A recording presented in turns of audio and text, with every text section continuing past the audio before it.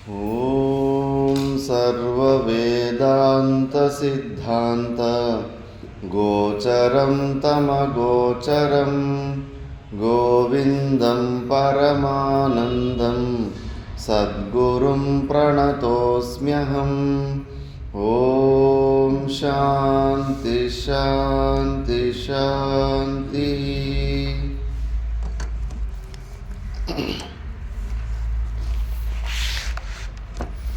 ಮುನ್ನೂರ 3ರಿಂದ 313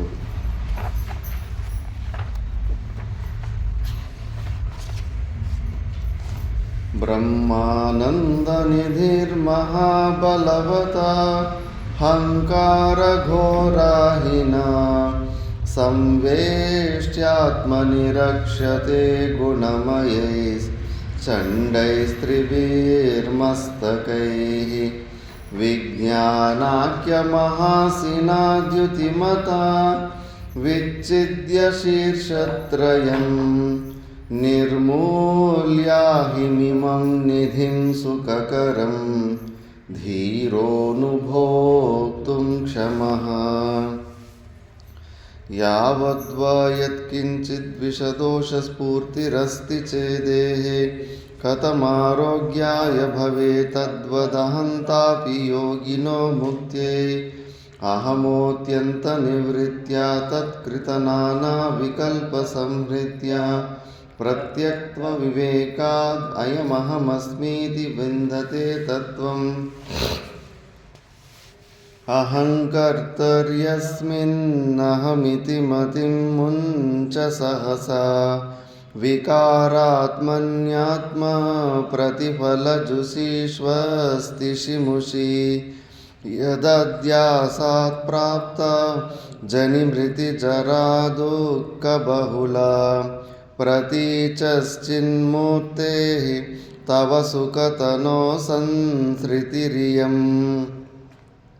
सदैकरूपस्य चिदात्मनो विभो आनन्दमूर्तेरनवद्यकीर्तेः नैवान्यथा क्वाप्यविकारिणस्ते विनाहमध्यासममुष्य संसृतिः।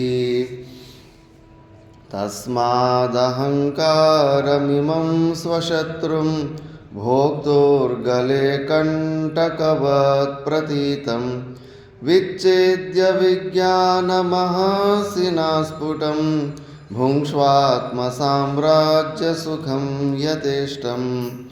ततोऽहमादेर्विनिवर्त्य वृत्तिं सन्त्यक्तरागः परमार्थलाभात् तूष्णीं समास्वात्मसुखानुभूत्या पूर्णात्मना ब्रह्मणि निर्विकल्पः। समूलकृतोऽपि महानहं पुनः व्युल्लेखितस्याद्यदि चेतसा क्षणं सञ्जीव्य विक्षेपशतं करोति नभस्वता प्रावृषिवारिदो यथा। निगृह्य शत्रोरहमोऽवकाशः क्वचिन्न देयो विषयानुचिन्तया स एव सञ्जीवनहेतुरस्य प्रक्षीणजम्बीरतरोरिवाम्भुः। देहात्मना संस्थित एव कामी विलक्षणः कामयिता कथं स्यात्। अतोऽर्थसन्धानपरत्वमेव भेदप्रसक्त्या भवबन्धहेतुः। कार्यप्रवर्धनात् बीजप्रवृद्धिः परिदृश्यते कार्यनाशात् बीजनाशः तस्मात् कार्यं निरोधयेत्। ఇక్కడ వరకు మనం విచారణ చేసుకున్నాం. వివేక చూడామణిలో నిధిధ్యాసన శ్లోకాలు తర్వాత మనోనాశ వాసనాక్షయ శ్లోకాల గురించి విచారణ చేసినప్పుడు పూర్వజన్మలో చేసిన అనుభవించిన అనుభవాలన్నీ ఆ సంస్కార రూపంలో ఉండి స్వభావాల రూపంలో ఉంటాయి. కాబట్టి ఈ జన్మలో మనము ఏది వద్దు, మోక్షాన్ని పొందాలి, ఈ శరీరం నేను కాదు, ఈ జగత్తు సత్యం కాదని తెలుసుకున్న తర్వాత కూడా పూర్వజన్మలో మనము అనుభవించిన అనుభూతుల వాసనలు ఈ జన్మలో కూడా వస్తుంటాయి. ఒక వ్యక్తి ఆగ్రాలో తన అన్నదమ్ములు గొడవ పెట్టి అన్న తమ్ముడిని బందూకుతోటి ఇక్కడ చెవు మీద తలకి కాల్చేసి ఉంటాడు. ఆ కాల్చేసి ఉంటే మళ్ళా అతడు ఆగ్రా నుంచి ఒక 60 కిలోమీటర్ దూరంలోనే పుట్టాడు. చిన్న పిల్లోడుగానే ఉండి అంతా పూర్వజన్మం అంతా గుర్తుకొచ్చేసింది.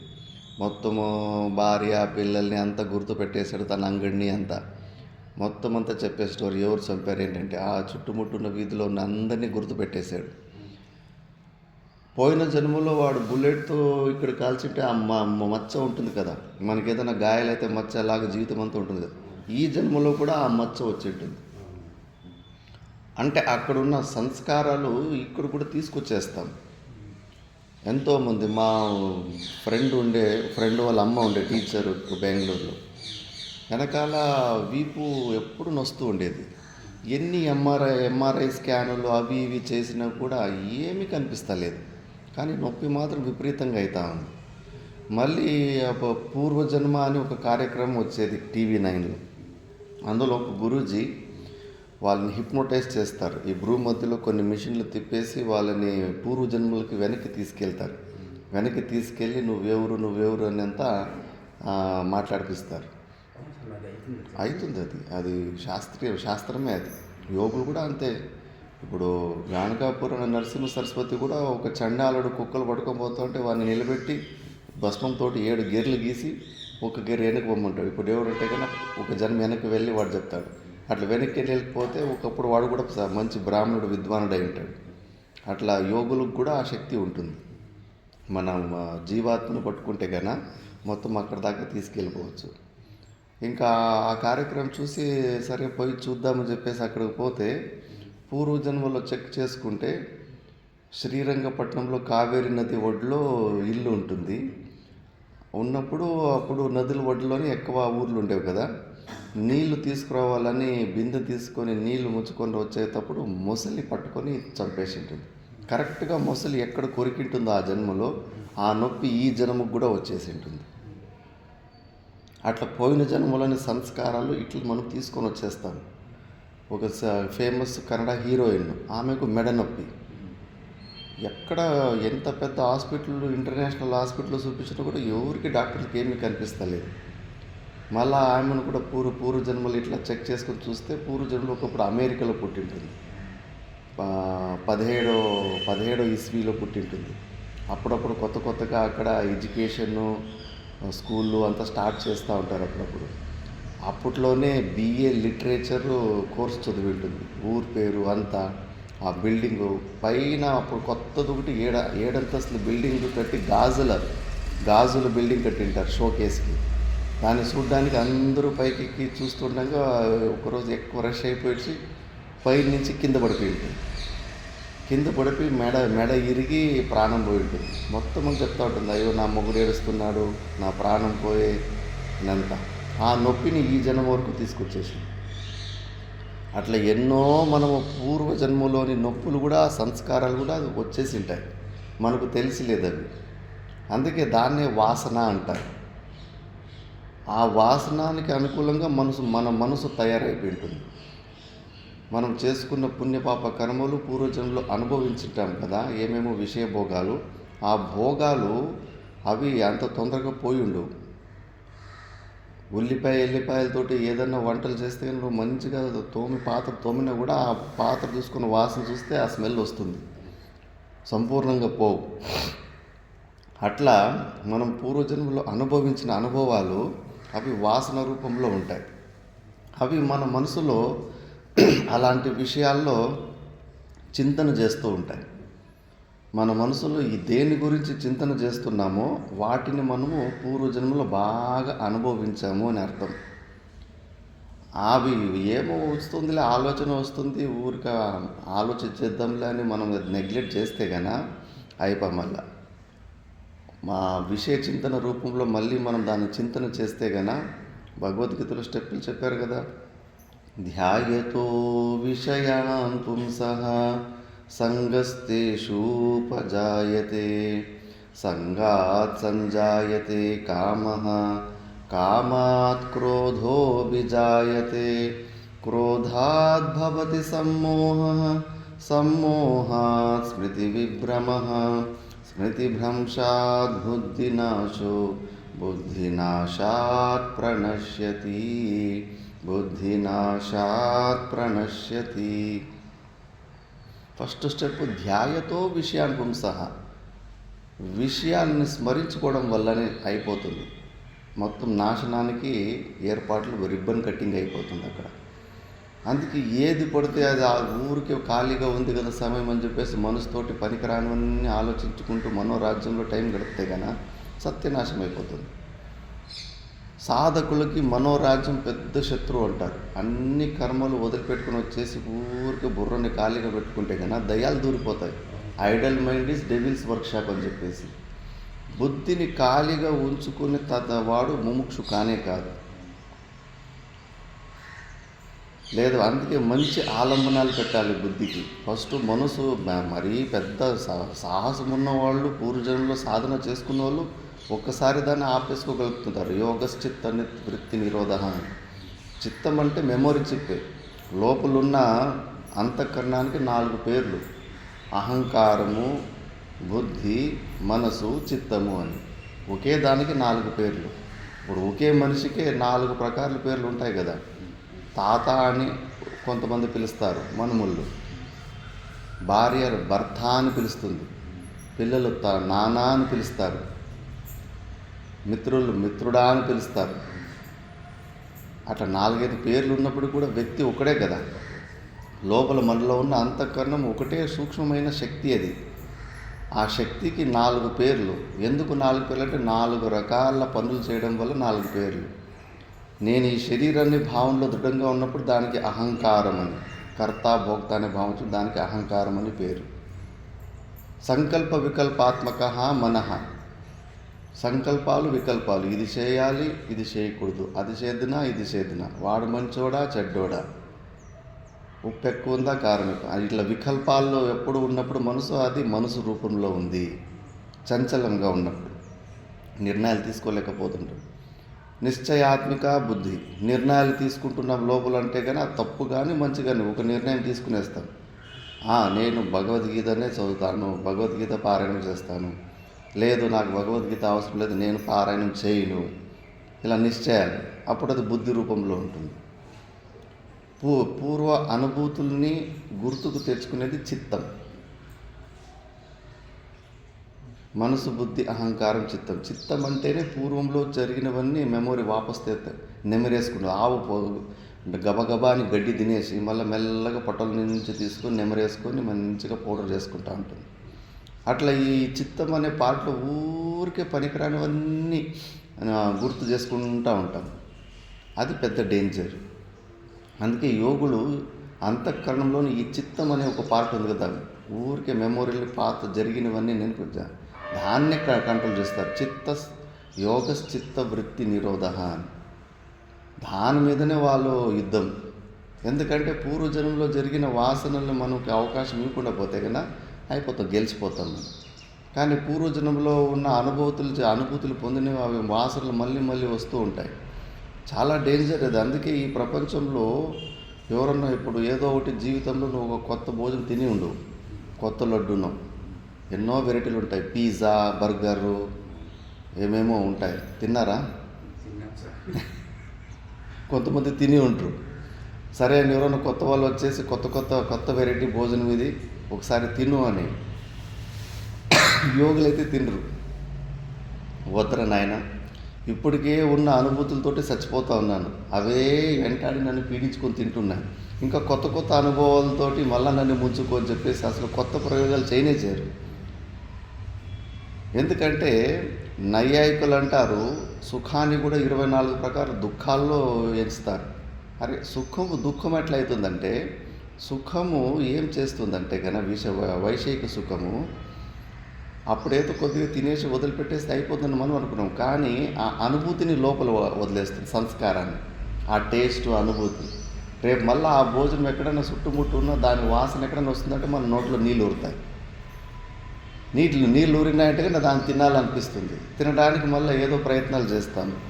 ఆ ప్రయత్నాలు చేసిన ఎవరన్నా అడ్డొస్తే కానీ వాళ్ళ మీద మనకు క్రోధం వస్తుంది. క్రోధం వచ్చిన తర్వాత మనసా వాచ కర్మన వాళ్ళని ఏమో చేయనికి పోతాం. వాళ్ళు 4 దెబ్బలు కొడతారు. బుద్ధి స్మరణం కోల్పోతాము. మళ్ళీ బుద్ధి నాశాత్ ప్రణశ్యతి, అలా మనం నాశనం అయిపోతుంటాము.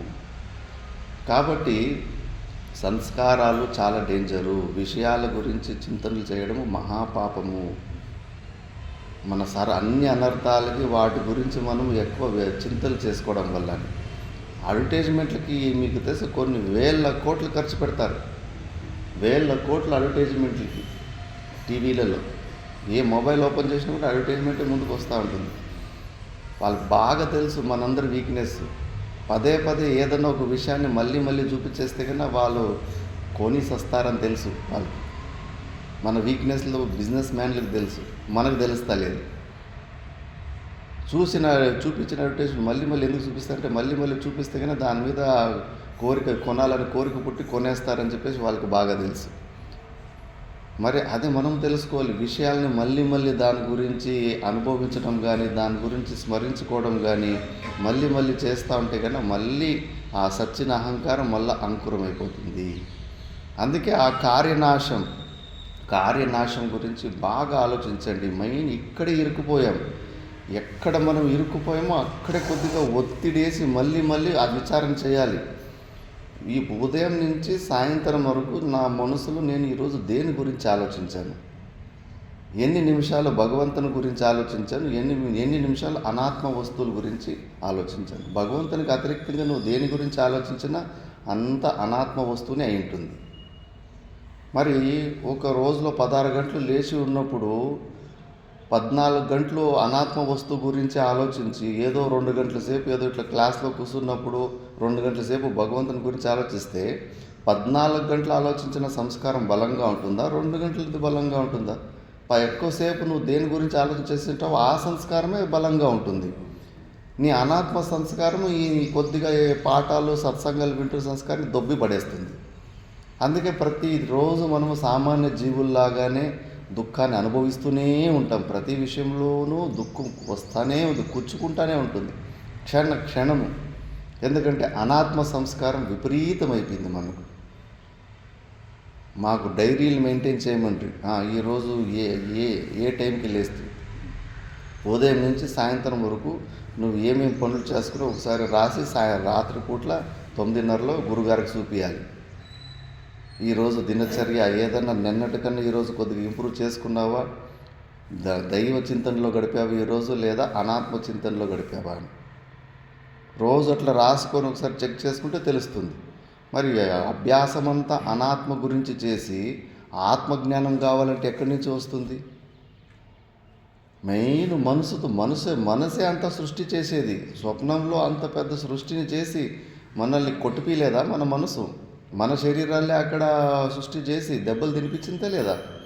మరి ఆ మనసుకి అంత పవర్ ఉన్నప్పుడు ఆ మనసుతోటి ఊరికి అవి ఇవి ఆలోచన చేసుకుంటే దేని గురించి ఆలోచన చేస్తామో అదే అయిపోతాము.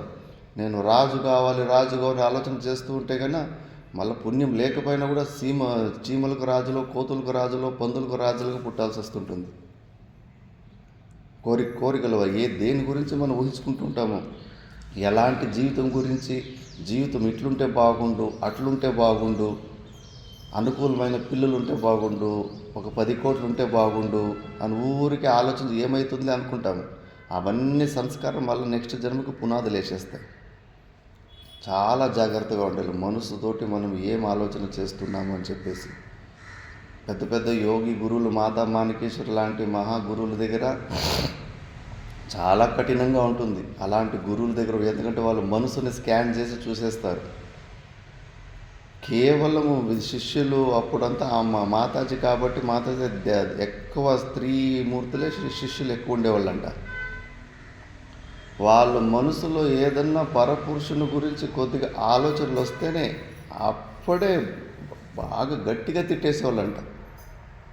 అందుకే వణుకు వచ్చేదంట. గురుగారు పక్కలో ఉన్నారంటే కానీ శిష్యులకి వణుకు వచ్చేదంట. ఎందుకంటే కానీ ఆలోచన చేయడం వల్ల మళ్ళా అలాంటి తప్పులు చేపించేస్తుంది మనసు. ఆ ఆలోచన లెవెల్లోనే మనము చంపేయాలి. చాలా గలీజు మాటలతో తిట్టేసేదంట వాళ్ళకి. అది అంత సీరియస్ ప్రాబ్లం అని. నువ్వు మనసుతోటి అలాంటి విషయాల గురించి ఆలోచించడం పెద్ద ప్రాబ్లం, అన్ని మూల ప్రాబ్లం అని చెప్పేసి, దీనికోసం వచ్చారా మీరు, ఇల్లు వదిలిపెట్టేసి వచ్చేసి అట్లా ఇట్లా అని భలే శిష్యులు చెప్తారు వాళ్ళ అనుభూతి ఎట్లా అనేది. కాబట్టి ఆ మనసులో ఆలోచన దేని గురించి ఆలోచన చేస్తున్నామో మనకే తెలుసు. రాసుకోవాలి. ఒకసారి మర్చిపోతాము. ఎన్నో విషయాల గురించి ఆలోచిస్తాము. ప్రతిరోజు మనసు దేని గురించి ఎక్కువ ఆలోచన చేస్తుంది, దేని గురించి ఆలోచన చేస్తుందో దాని మీద ఇంకా ఏదో జగత్ సత్యత్వ బుద్ధి ఉందో లేదో ఇంకా ఆసక్తి ఉంది. అలాంటి ఒక జీవితం మీద ఏదో ఆసక్తి పడుతుంది. మరి ఆసక్తి పడుతుంటే కనుక శాస్త్రం చెప్తా ఉంది, నువ్వు యథార్థంగా ఏ విషయ భోగాన్ని కూడా విచారణ చేస్తే అక్కడ దోషాలు ఉంటాయని. ఆ దోషాలు చూడకుండా పోతే అది బాగా అనిపిస్తూ ఉంటుంది. దోషాలు చూస్తే కనుక మళ్ళా అక్కడ దాన్ని పొందాలని మనకు కోరిక పుట్టదు. ఇప్పుడు పెరుగు చాలా మంచిది, దాన్ని మైక్రోస్కోప్లో చూడమంటే కానీ ఆ పురుగులు మెదులుతూ ఉంటాయి. దాన్ని చూసి దాన్ని చూపించి మళ్ళీ పెరుగు తిన్నట్టే వాడు తినలేడు, వాంతికి వచ్చేస్తుంది వానికి. అట్లా ప్రతి ఒక్క విషయంలో కూడా యథార్థంగా మనం చూస్తే కన్నా దోషాలు వచ్చేస్తుంది. కాబట్టి ఆ మనసులో మనము విచారణ చేయకూడదు. విషయ చింతన అనేది కార్యము, అహంకారం అనేది బీజము. ఆ కార్యాన్ని మనము పుష్టి చేసుకుంటా ఉంటే మళ్ళా అహంకారం చిగురిచ్చేస్తుంటుంది. అందుకే దాన్ని నెక్స్ట్ తస్య సంసార సంపాదకత్వం ఉపపాదయతి వాసనయతి. ఆ వాసనలు మళ్ళీ సంసారాన్ని తీసుకొచ్చేస్తాయని ఈ శ్లోకంలో చెప్తా ఉన్నారు. వాసన వృద్ధిత కార్యం కార్యవృద్ధ్యా చ వాసన వర్ధతే సర్వథా పుంసః సంసారో న నివర్తతే.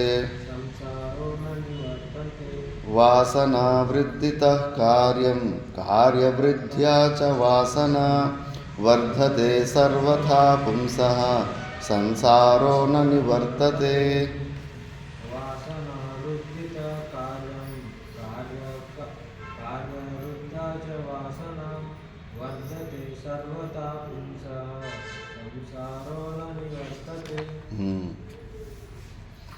వాసన వృద్ధిత కార్యం.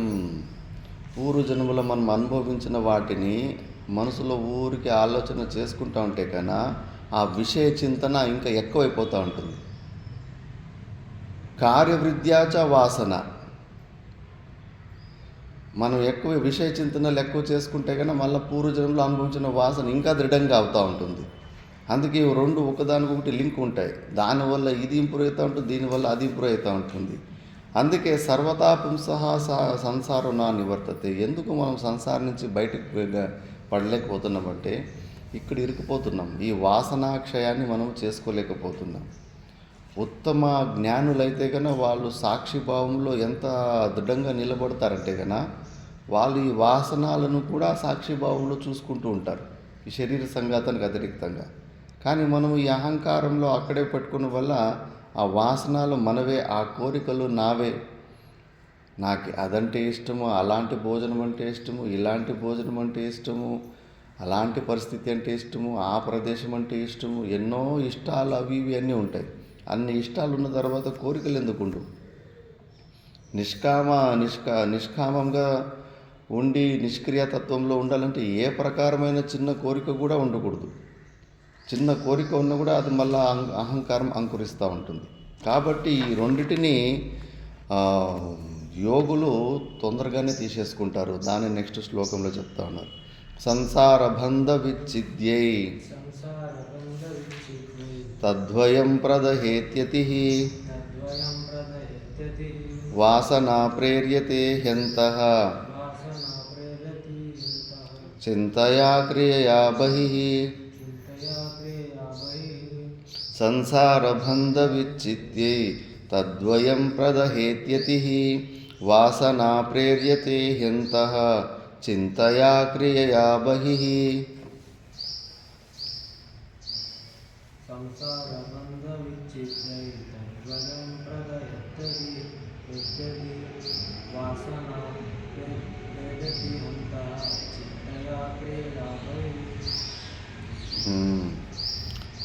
యతిహి యతిహి అంటే యత్నశీల అని సన్యాసిని యతిహి అంటారు.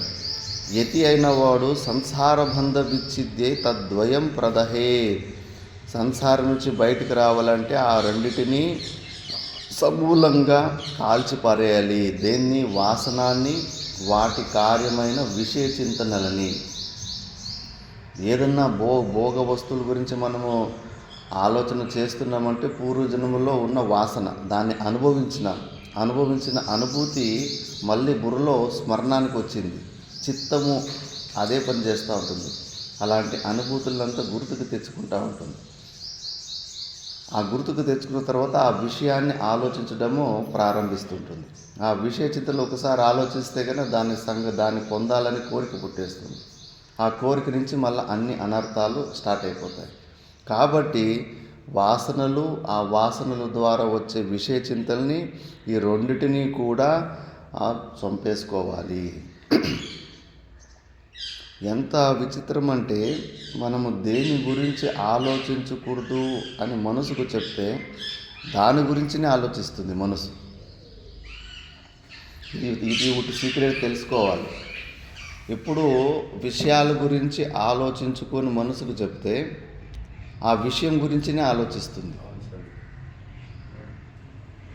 వెనకాల తిరిగి చూడకు, దయ్యం ఉంది అంటే గన వెనకాల తిరిగి చూడాలనిపిస్తుంది. ఒకసారి కేరళలో ఒక రాజు ఉండేవాడంట. అతనికి బట్టతల ఉండేదంట. బట్టతల ఉంటే కన్నా వీళ్ళు ఆయుర్వేదిక్ ఈ నూనె రాసుకుంటూ వస్తుంది, ఆ నూనె రాసుకుంటూ వస్తుందని ఊరికే అది ఇది అంతా చెప్పి ఏం చేసినా ఈ వెంట్రుకలు వస్తలేదు. అందుకే రాజుకు కోపం వచ్చేసి వీళ్ళంతా బూటాటం వాళ్ళు ఊరికి మాటలు చెప్తారు, ఏ నూనె పూసుకున్నా వస్తలేదని చెప్పేసి. అందుకే ఎవరెవరైతే ఇట్లా ఎంట్రుకలు వస్తాయి నూనె పూసుకొని చెప్పి ఎంట్రుకలు రాలేదో వాళ్ళంతా జైలుకి వేసేస్తూ ఉంటారు. అలాగే ఇంకా లాస్ట్ ఒక ఆయుర్వేదిక్ డాక్టర్ మిగులుతాడు. వాడిని కూడా పిలిపించి ఆయుర్వేదంలో పోయిన ఎంట్రుకలు కూడా బట్టతలలో కూడా ఎంట్రుకలు వస్తాయని చెప్పారు కదా. అవును రాజా అంటాడు. నా దగ్గర కూడా ఒక నూనె ఉంది అంటాడు. కాకపోతే ఈ నూనెని పూసుకునేటప్పుడు కోతిని గుర్తు తెచ్చుకోకూడదు. కోతిని స్మరిస్తే కానీ ఈ నూనె పనిచేయదు అంటాడు. ఈ నూనె పెట్టుకునేటప్పుడు మీరు తల మీద కోతిని మాత్రం మీరు స్మరించకూడదు అంటాడు. ఆ రాజు సరేలే నేను స్మరించలే కోతిని అని ఆ నూనె పెట్టుకోవాలని ఎప్పుడు ప్రయత్నం చేస్తాడో కోతి గుర్తుకు వచ్చేస్తుంది.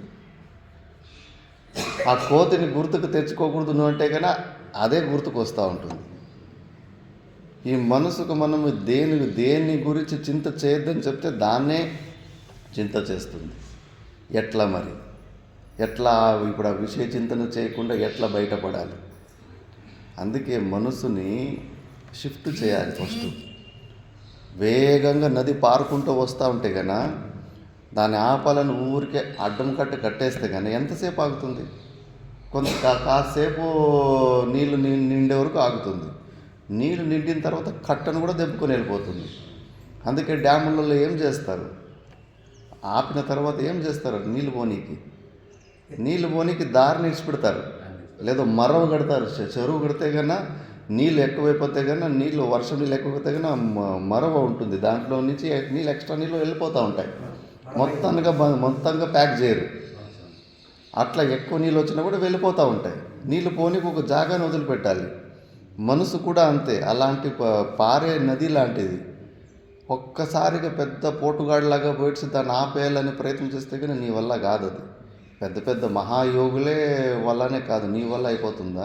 ఇప్పటి నుంచి ఇంటి నుంచి బయటకు వచ్చినా ఒక్క లక్షణం లేదు, సాధన చతుష్టి సంపత్తి లేదు, పెద్దగా మనసుని ఆపడానికి ప్రయత్నం చేస్తున్నాం. క్లైమాక్స్కి ఒక్క చిన్న టాలెంట్ లేదు నీ దగ్గర. అందుకే శాస్త్రం చెప్తుంది అంత ఈజీ కాదు మనసు. మహాయోగుల వల్లనే గెలవడం కాలేదు. అది దాన్ని ఫస్ట్ డైవర్ట్ చేయి. సంసారం వైపు పోతున్న ప్రవాహాన్ని వేరే వైపు తిప్పుకో, పరమాత్మను వైపు తిప్పుకో. దానికి కొద్దిగా శాస్త్ర ఆలంబన, ఇలాంటి సత్చింతనలు దానికి ఆలంబనయ్యి మొత్తానికి దాన్ని లేకుండా అయిపోవాలంటే నీ వల్ల కాని పని అది అని చెప్పేసి. విషయ చింతనలు చేయొద్దు అంటే కనుక నువ్వు పరమాత్మ చింతన చేస్తావు. పరమాత్మ చింతన చేసి అలవాటు చేయాలి మనసుకు. పరమాత్మ చింతన చేస్తుంటే కనుక దాని గురించి ఆలోచించడానికి అవకాశం ఉంది. రమణ మహర్షి దగ్గర మంచి ప్రాక్టికల్ ఎగ్జాంపుల్ చూపించాడు. మంచి భక్తుడు ఉంటాడు. అన్నీ ఉదయం నుంచి సాయంత్రం వరకు నిష్కామ కర్మయోగులు ఆశ్రమంలో అన్ని సేవలు చేసుకుంటారు. కానీ కామ వికారం ఒకటి పోతూ ఉండదు, స్త్రీల మీద ఉన్న మోహము పోతూ ఉండదు. అందుకే చాలా మంచివాడు మరి పాపం. తనకు కూడా దాని గురించి ఆలోచించకూడదు అని అనుకుంటుంటాడు. కానీ అక్కడ కొసు ఊడ్చేటోళ్ళు ఉంటే వాళ్ళ మీద కూడా వాళ్ళ మనసు పోతూ ఉంటుంది.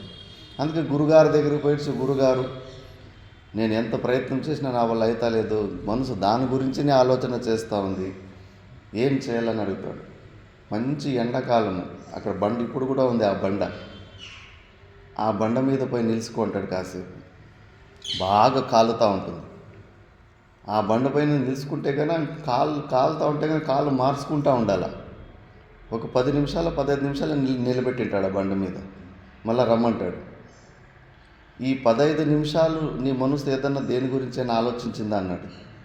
లేదు గురుదేవ, ఫుల్ కాలు కాలుతూ ఉంటే కాలు మీదనే నా మనసు అంతా అక్కడే ఉంది అని చెప్పేసి. ఇదే టెక్నిక్. మనసుకు నువ్వు ఏదన్నా ఒక పని వేరే పనిని అప్పచెప్పు. నువ్వు సమస్యల గురించి దాని గురించి చింత చేస్తూ ఉంటే కానీ ఇంకా దాని గురించి ఎక్కువ ఆలోచన చేస్తూ ఉంటుంది. ఇది షిఫ్ట్ చేసుకోవాలా. మనసుకు మనం ఇలాంటి మంచి అలవాటు నేర్పియాల. అందుకే భగవద్గీత పారాయణాలు, మహిమ్న స్తోత్రాలు, స్వాధ్యాయాలు కంఠస్థం చేసుకొని అప్పచెప్పేటివి, వ్యాకరణ సూత్రాలు కంఠస్థం చేసుకొని చెప్పేది. మూర్ఖులకి, విద్యార్థులకి ఇవన్నీ అర్థమే కావు. ఇవన్నీ మనసును ప్రపంచ అనాత్మ వస్తువుల గురించి చింతన చేయకుండా మంచి రక్షణ కవచం ఉన్నట్లు ఇవన్నీ, శ్రీరామ రక్ష ఉన్నట్లు ఇవన్నీ. పనికిరాని ఆలోచించను చేసుకోకుండా ఇలాంటివి దాంట్లో మనసుని ఫుల్గా బిజీగా పెట్టేస్తే మర్చిపోతుంది, సంసారాన్ని మర్చిపోతుంది మనసు. ఇది ఒక్కటే మార్గం ఉండేది, మనకు వేరే మార్గం లేనే లేదు. మళ్ళా ఒకసారి అమృతానందమయ్యి అని కొల్లంలో ఇప్పుడు కూడా ఉంది మాతాజీ. ఆమె కూడా సిద్ధ పురుషురాలు. నేను కూడా పోయి కలిసి వచ్చాను. అందరినీ కౌగిలించుకుంటుంది పోయిన వాళ్ళంతా. కేరళ అమృతానందమయ్యి. బెంగళూరులోనే నేను కలుసుకున్నాను. అమ్మ కౌగిలించుకుంటుంది అమ్మ. ఆ అమ్మ దగ్గర కూడా ఒక రామకృష్ణ మఠం ఒక బ్రహ్మచారి, ఆయన నాకు నర్మదా నదిలో కలిశాడు. ఆయన పక్కలోనే వాళ్ళ రామకృష్ణ మఠం ఉన్న కూడా 14 సంవత్సరం పోలేదంట. ఇవన్నీ బూటాటకాలు, నాటకాలని. మళ్ళీ తర్వాత రామకృష్ణ మఠంలో ఉన్న పెద్ద స్వామి చెప్పిన తర్వాత ఆమె మహాయోగిరాలు, పోయి కలిసిరా ఒకసారి అని. పోయితేగాన దూరం నుంచి పిలిపించి, ఏం బ్రహ్మచారి 14 సంవత్సరాలు పట్టిందా నీకు ఇక్కడికి రానీకి అనిందంట. తెలుస్తాయి వాళ్ళకి, యోగులకి అన్నీ కూడా. పక్కలోనే కూర్చోబెట్టుకుందంట. ఆ పక్కలో కూర్చోబెట్టుకొని ఇంకా వచ్చే వాళ్ళు వస్తుంటే వాళ్ళంతా కౌగిలించుకొని పంపిస్తూ ఉందంట. ఆ వస్తున్న భక్తుల్లో ఎవడో ఒకడు మంచి వయసులో ఉన్న బ్రహ్మచారి అమ్మ దగ్గర ఇదే సమస్య చెప్పుకున్నాడంట. అమ్మ, నేను మంచిగా భగవంతుని గురించి ఆలోచన చేయాలనుకుంటే కామ వికారాలు నా మనసులోకి వస్తున్నాయి, నేను సాధన చేసుకోలేకపోతున్నానని. సడన్గా ఆ బ్రహ్మచారిని చేయి పట్టుకొని రాని లోపలికి తీసుకెళ్తుందంట. లోపలంతా వాళ్ళ ఆశ్రమంలో రూములు ఉంటాయి కదా. ఈ బ్రహ్మచారిని, రామకృష్ణ మఠ బ్రహ్మచారిని కూడా వెంబడి తీసుకెళ్తున్నాడు. అక్కడ ఒక డోర్ కొడుతుందంట. డోర్ కొడితే కానీ ఆ డోర్లో నుంచి రూమ్లో నుంచి బయటికి ఒక 83 సంవత్సరాలు ఒక సన్యాసి బయటకు వస్తాడంట. ఇతను చూడు, సన్యాసి అయిండు, 83 సంవత్సరాలు అయినాడు, ఇంకా ఈయనే ఆ కామ వికారాలు వదలలేకపోతున్నావు, నువ్వు ఇంకా చిన్న బ్రహ్మచారి వయసులో ఉన్నావు, నీకు అది ఎలాంటి విచారాలు వస్తున్నాయంటే కానీ అదేం పెద్ద ఆశ్చర్యం కాదని. లోపల ఉన్నోనికి దెబ్బ పడింది. 83 సంవత్సరాలు కూడా అలాంటి కామ వికారాలు పోలేదు ఆయనకు. ఆ అడిగిన ప్రశ్న బ్రహ్మచారి ఒకటే చెప్పింది, చూడు నాయన, కామము కామము కామము అనుకుంటావు. కామం గురించి నువ్వు శ్రవణం చేస్తున్నావు, కామం గురించి నువ్వు మననం చేసుకున్నావు, కామం గురించి నిధిధ్యాసనం చేసుకుంటున్నావు. సమస్య సమస్య సమస్య అనుకుంటే సమస్య గురించి ఎక్కువ చింతలు చేస్తే నువ్వు సమస్య స్వరూపం అయిపోతావు. దుఃఖం దుఃఖం దుఃఖం దుఃఖం గురించి ఎక్కువ ఆలోచిస్తే నువ్వు దుఃఖ స్వరూపునివే అయిపోతావు. కామాన్ని వదిలిపెట్టు, రాముని పట్టుకో, రామ రామ రామ అనుకో. ఇది ఆటోమేటిక్గా దీనికి అవకాశం ఉంటుంది. దీనికి అవకాశం నువ్వే ఇస్తున్నావు ఆలోచించడానికి. నీ దగ్గర టైం ఉంది, సోమరితనం ఉంది నీ దగ్గర. ఖాళీ సమయాన్ని దానికి ఇస్తున్నావు కాబట్టి అది విజృంభిస్తూ ఉంది. దానికి సమయాన్ని ఎందుకు ఇస్తావు? నీకున్న మనసుకి మంచి రాముని పనిలో దాన్ని తొలగించు. ఉదయం నుంచి సాయంత్రం వరకు దీంట్లో తొలగించు. దానికి వాటి గురించి ఆలోచించడానికి అవకాశమే ఇవ్వద్దు. దీనే దినచర్య అంటారు. మంచి దినచర్య ఏంటి అంటే కనుక ఆశ్రమాల్లో మఠాల్లో ఇవి నేర్పిస్తారు. ఉదయం 4 గంటల నుంచి పడుకోవడం 10 గంటల వరకు విద్యార్థులు చూస్తూ ఉంటారు. ఉదయం నుంచి సాయంత్రం వరకు వీడి మనసు ఖాళీగా ఉంచుకుంటున్నాడా లేదా ఏదన్నా చేసుకుంటున్నాడని. విద్యార్థులకేమో కొద్దిగా బుర్రకు పని చెప్తే కనుక పారిపోతారు. ఏంది ఇది చిన్నపిల్లల్లాగా కంఠస్థం చేయమంటున్నారు, చిన్నపిల్లల్లాగా చదవమంటున్నారు. ఎందుకంటే అది బుర్రకి మనసుకు దెబ్బ కొడుతుంది. కంఠస్థము ఏకాగ్రత లేకపోతే కంఠస్థం చేయలేము. ఇట్లా చాలామందికి అర్థం కాదు, కానీ ఇక్కడ దాకా వచ్చిన వాళ్ళకి అర్థమవుతుంది. విచారణ ఏమి చాలా కొన్ని రోజుల్లో అర్థమైపోతుంది. ఈ ప్రపంచము మిథ్య, ఈ శరీరాలకి అతిరిక్తంగా నేను పరమాత్మ స్వరూపుణ్ణి, ఇవన్నీ తెలిసిపోతాయి. తెలిసిపోయిన తర్వాత మళ్ళీ ఇవే సమస్యలే ఉన్నాయి కదా, వాసనక్షయం అవడం లేదు కదా. మరి దానికి ఏమి మార్గం? శంకరాచార్యులు వీళ్ళు 10 ఉపనిషత్తులకి, బ్రహ్మసూత్రాలకు, భగవద్గీతకు ఎందుకు భాష్యాలు రాశారు? చిన్నగా కాసేపట్లో పని అయిపోయేటట్టు ఉంటే కన్నా 1, 2 ఉపనిషత్తులకు రాసేసి వెళ్ళిపోయేవారు. వాళ్ళకు తెలుసు ఈ శాస్త్ర ఆలంబన వల్లనే, ఈ స్వాధ్యాయ పద్ధతి వల్లనే ప్రపంచాన్ని మర్చిపోయి ఫస్ట్ ఇక్కడ తిప్పుకున్న తర్వాతనే ఆ మనసును మనము చంపుకోగలుగుతాం. ఒక్కసారి డైరెక్ట్గానే మనసును చంపుకోవాలనుకుంటే కుదరదు. ఆ మనసుల్ని స్కాన్ చేసి ఏదైనా ఒక మిషన్ వచ్చేస్తే తెలిసిపోతుంది అందరి బండవాళ్ళం ఏమి అని. ఉదయం నుంచి సాయంత్రం వరకు దేని గురించి ఆలోచన చేస్తున్నారని చెప్పేసి వాళ్ళ ముఖం వాళ్ళకి చూసుకొనైనా ఇది నీ స్వరూపం, ఇదే నీ స్వభావం, నువ్వు మనసులో ఏం ఆలోచిస్తున్నావు అదే నీ స్వరూపం, నీ స్వభావం, దిస్ ఈజ్ యువర్ క్యారెక్టర్. మరి అందుకే ఆ విషయ చింతనలు అంత మంచివి కాదు. మనం మనసుతోటి దేని గురించి ఆలోచన చేస్తున్నాం ప్రతి క్షణం, అది మనము గుర్తుపెట్టుకోవాలి. పరమాత్మునికి సంబంధించింది కాకుండా వేరే దాని గురించి అసలు ఆలోచించకూడదు. అప్పుడు మనము ఆ విషయ చింతల నుంచి బయటకు వస్తాం. విషయ చింతనలు చేయకుండా ఉంటే కానీ చంపుకున్న అహంకారం మళ్ళీ వాపస్ రాదు. దాన్నే నెక్స్ట్ శ్లోకాల్లో చెప్తా ఉన్నారు. దాన్ని నెక్స్ట్ క్లాస్లో చూద్దాం. ఓం పూర్ణమదః పూర్ణమిదం పూర్ణాత్ పూర్ణముదచ్యతే పూర్ణస్య పూర్ణమాదాయ పూర్ణమేవావశిష్యతే. ఓం శాంతి శాంతి శాంతి.